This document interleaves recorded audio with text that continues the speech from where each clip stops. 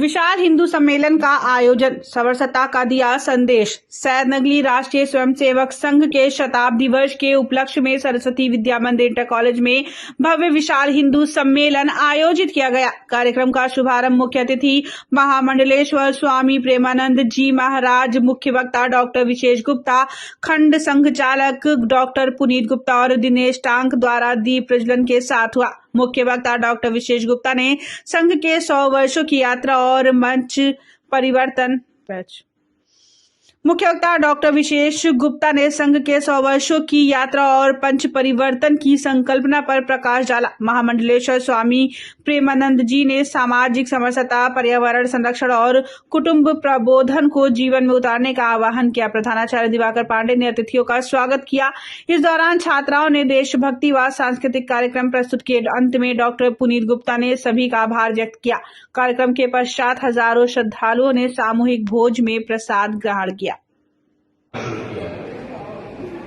और कई बार ये सवाल भी उठता है कि जब अनेक प्रकार के संगठन देश में काम कर रहे थे तो फिर इस संगठन की आवश्यकता क्या है। और संघ की 100 वर्ष की यात्रा जानने का प्रयास करते हैं तो हमें इतिहास की ओर झांकना पड़ता है, इतिहास को जाना पड़ता है और ये देखना पड़ता है कि ये देश गुलाम हुआ, क्यों हुआ, किन कारणों से हुआ। क्या देश लंबे समय से ऐसे ही गुलाम? भारतवर्ष के इतिहास पर जब निगाह डालते हैं तब लगता है कि ये देश पूरी दुनिया को राह देता था। हम अखंड भारत के बहुत महत्वपूर्ण अंग थे। हमारे यहाँ इतिहास बताता है कि यहाँ शिक्षा चाहे गुरुकुल से जुड़ी हुई हो, शिक्षा चाहे यहाँ विश्वविद्यालयों से जुड़ी हुई, यहाँ चाहे हमारे चिकित्सा पद्धति हो, चाहे हमारा योग हो, चाहे कंदराओं में रहने वाले साधु संत हो, चाहे वनों में रहने वाले वनवासी हो, कोई भी समाज ऐसा नहीं दिखाई देता कि उसमें समरसता न दिखाई देती हो। लेकिन केवल कुछ फिरंगियों के आ जाने से ये देश गुलाम हो। कुछ लोग यहाँ व्यापार करने आए और व्यापार करने के बाद यहाँ धीरे धीरे हमारी तमाम संस्थाओं को समाप्त किया। यहाँ हमारी शिक्षा को तोड़ा, हमारे एजुकेशन के आधार पर तमाम। जिस कोठी में कह रहा था उसके मालिक से कहा भाई ये क्यों आ गए? बोले महाराज जी सुरक्षा के लिए है,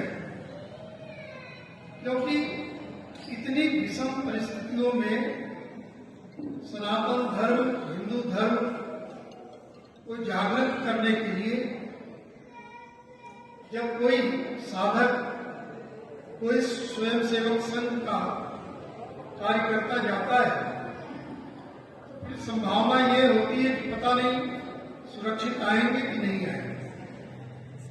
लेकिन जब परमात्मा के लिए, मां भारती के लिए अपने जीवन को मैंने समर्पित ही कर दिया है तो हम लोग फिर जान की भी परवाह नहीं करते। हिंदू धर्म में सबसे बड़ा संस्कारों का ही ये रहस्य है जिसके कारण हमारी संस्कृति इतनी प्राचीन है।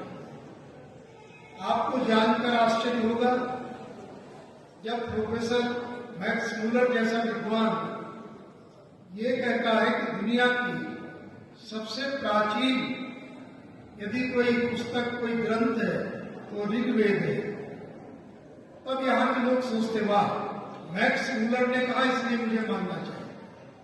हमारे ऋषि मुनियों ने लाखों वर्ष पूर्व कहा तो उन पर हमारा उनका विश्वास नहीं होता है, क्योंकि हम लोग मैकाले की शिक्षा पद्धति से इतना जुड़ गए कि कोई फॉरेन का फिलोसफर बोलता तो हम लोग वही सुन लेते और उसकी बात को मान लेते।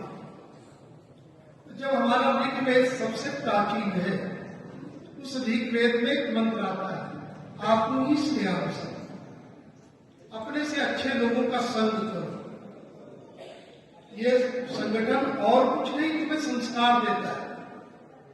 लोग पूछते हैं राष्ट्रीय स्वयंसेवक संघ से हम कैसे जुड़े, तो आपको आश्चर्य होगा यहाँ कोई रजिस्टर्ड बॉडी नहीं है कि आपका नाम लिखा जाएगा आप बन गए, नहीं। क्या संगठन का उद्देश्य एक ही है कि आप जाइए शाखा में, सभा ध्वज को प्रणाम कीजिए, संगठन के कार्यों में जाइए, बस आप राष्ट्रीय स्वयंसेवक संघ के सदस्य हो गए। क्या आप संस्कार इतना दे सकते हैं? प्राचीन काल में जब राक्षस बहुत हुआ करते थे, अभी उनको ज्ञान देने के लिए नारद जी जैसे महर्षि होते। भागवत में एक प्रसंग आता है